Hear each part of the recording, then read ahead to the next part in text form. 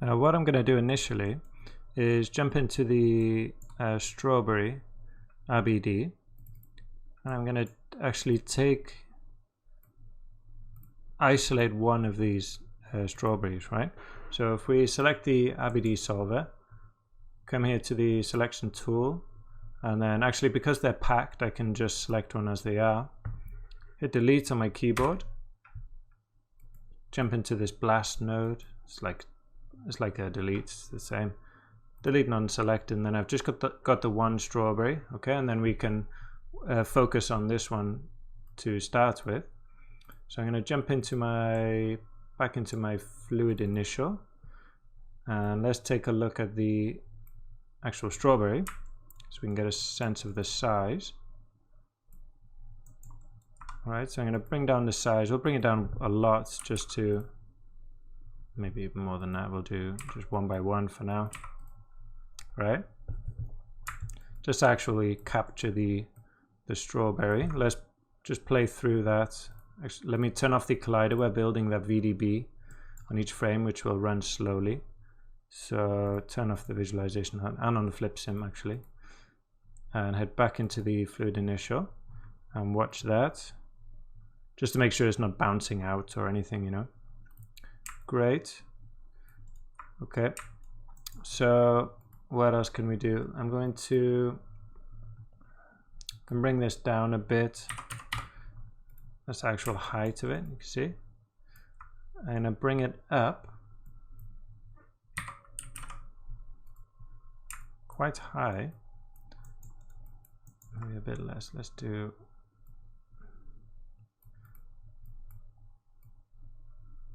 bring it down just a little bit there.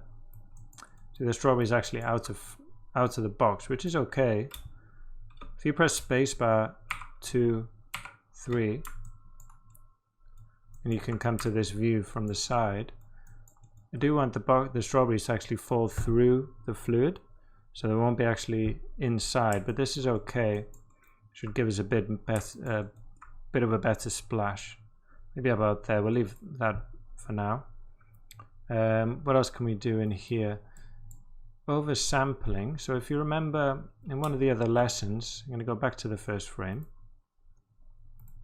We did discuss reseeding, right? Which is, go back to the normal view, spacebar and 1 to go back into your perspective view.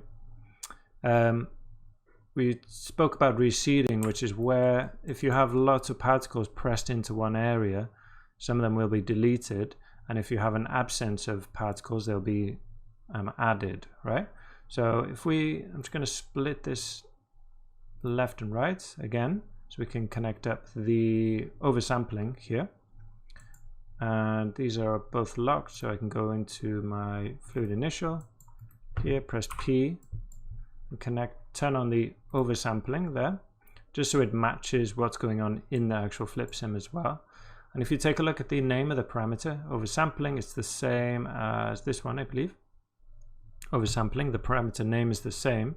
So you can see the values are different. So in case we want to come back and change this in the future, we'll go to connect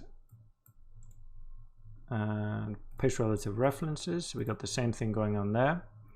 In this surface evaluation, we got a similar thing going on. If we turn on the scatter density, this will add more points to the surface. If you take a look at the information there, what it says, scatter points on the surface of the tank, which can help create flat surface for a flip simulation, which is what we want. We want it nice and smooth to begin with.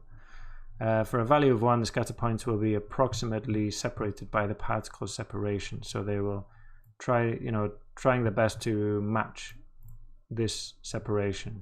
Okay, so we'll leave that there. Let me bring down the layer size quite a bit, so we don't need it quite as thick as that. Bring it right down, and let's bring the particle separation down as well. Can go try to 2. Let's try that. Bring it way down there.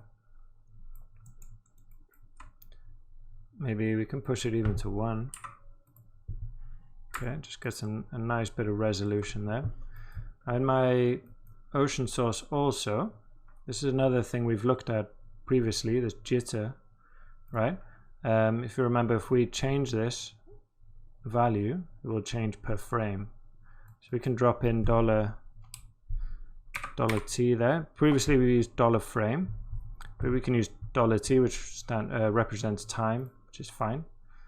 Okay, so on frame 2, instead of 2 here, I'll have 0.041, which is 2/24 well, it should be 24 frames is a second, so it'll be 2 will be a fraction of that, right? Let's see, I think that's all I want to do in here for now. I might come back later. I don't think we want to change anything else there for the moment. We've got a nice bit of resolution there now. Let's try our first flipbook. Could go ahead and do that. Let's make this full scale. Let's take a look at our visualization of this. Turn off the collision guide, it's expensive to calculate. We'll turn back on the geometry. I'll turn off hide other objects. Make this full screen again. And let's try a flipbook of that. Yeah, we'll just do the whole thing. Okay, it's not finished completely, but I've gone ahead and stopped that early because these strawberries come to a rest. So let's watch what we've got. So getting better, still too coarse. We're going to have to bring down the particle separation even more. Be nice to see a bit more of a splash, get more velocity from the collider. Another thing we can see, we got some movement beforehand. So what we could do is not turn on the initial frame. We can turn, if you come here into the flip solver, we go to, where is it? No, sorry, we go out here into the dot network, the start frame. We can change that so that the simulation doesn't actually start until the strawberries hit the fluid. Other things will, again, obviously we'll want to add some viscosity, surface tension, and a few more bits and bobs as well.